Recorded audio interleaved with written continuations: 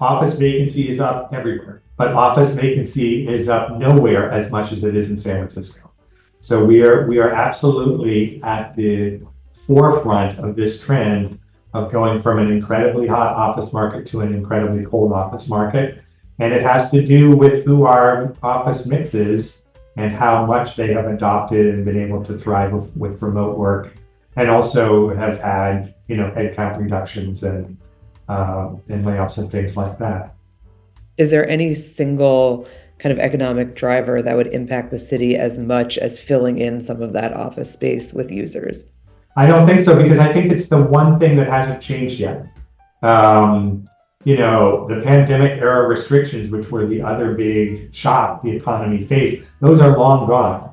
I mean, yes, we don't have the hospitality workforce that we had in 2019, and yes, housing affordability is certainly slowing the recovery of that sector still. But there's nothing like the sort of multifaceted impact of remote work on a city where offices were generating 75-80% of the city's GDP. It's just going to require that adjustment before we get the downtown housing occupied and the hotels occupied and the subways occupied, and things start to feel like a city in downtown.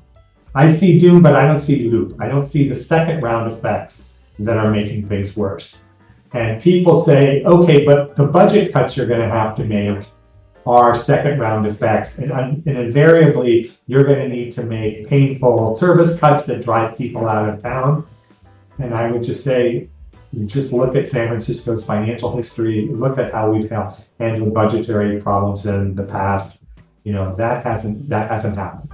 And I don't expect that to happen this time as well. So now that we're dealing with the reality of a longer term depression in what the city's bringing in sales tax, in property tax revenues, what do we have to do on the spending side to compensate for that?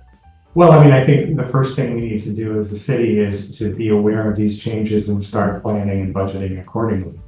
And I would say that our office, the controller's office, has been on top of the property tax question and the business tax question, because we haven't talked about business tax, but it's about $1.5 billion of general fund revenue. And we've estimated that if it wasn't for work from home, it could be another $500 million a year. So, we haven't seen as much budgetary loss in that revenue because our companies are still so successful. But in terms of foregone revenue, it has certainly hit us there as well. So, I mean, I think the first step is good projection, good understanding of what's going on. That translates into financial planning, and then that ultimately translates into budgetary choices. Every year we balance the budget in San Francisco. We're required to by law, and we have a 5-year financial planning forecast, and it is showing, a kind of a stark picture of revenue growth that is not at the level that we are used to seeing in the city, and costs growing at levels that frankly we are used to seeing in the city, and that's not really sustainable for the long term. We have a business tax measure on the ballot in November that is aiming to provide a little more stability again to what the city is doing on business taxes, and a little bit less confusion and uncertainty. And that's a good thing. Uncertainty does not bring money into the city. It does not fund vital public services, but it scares away economic growth just as much as an actual tax increase does.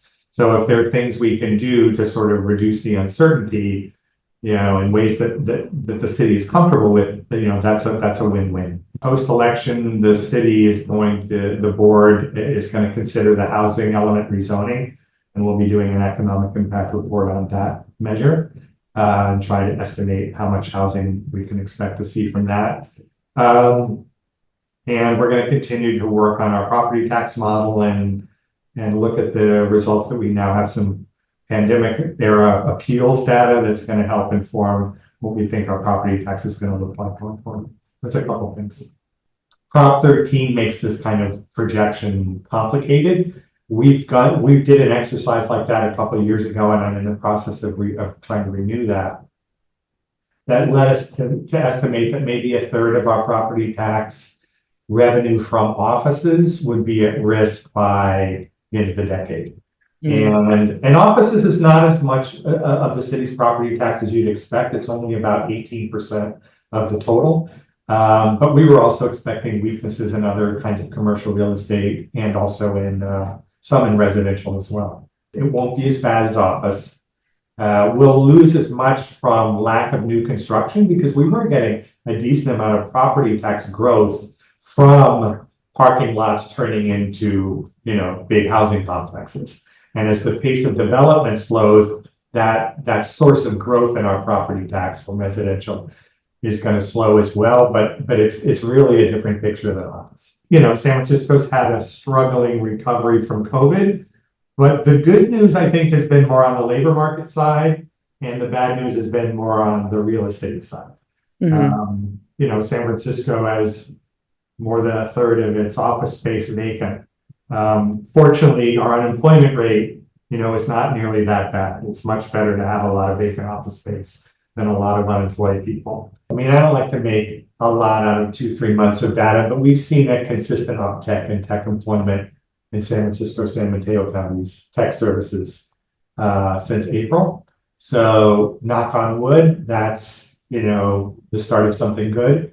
The stock market has obviously been quite healthy the past 9 months or so, particularly in the tech space. That's usually a leading indicator of employment in tech in the Bay Area and venture capital investment.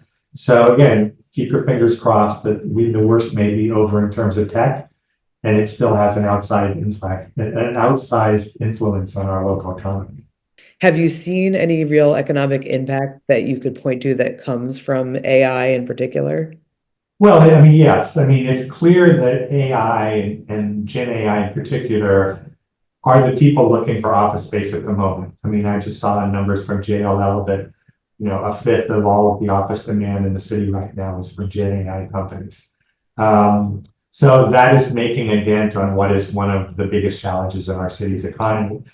Beyond that, it really depends on how much and when this industry grows.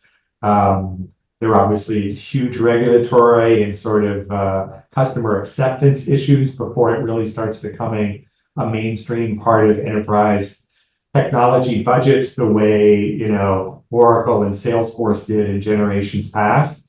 But if it gets to that level, the talent is here, the platforms are here, the people are moving here, the venture funding is here, it could turn into something really big. So it's small now, but it's an important contributor, to our biggest problem on the office side. But it has the potential to be much bigger.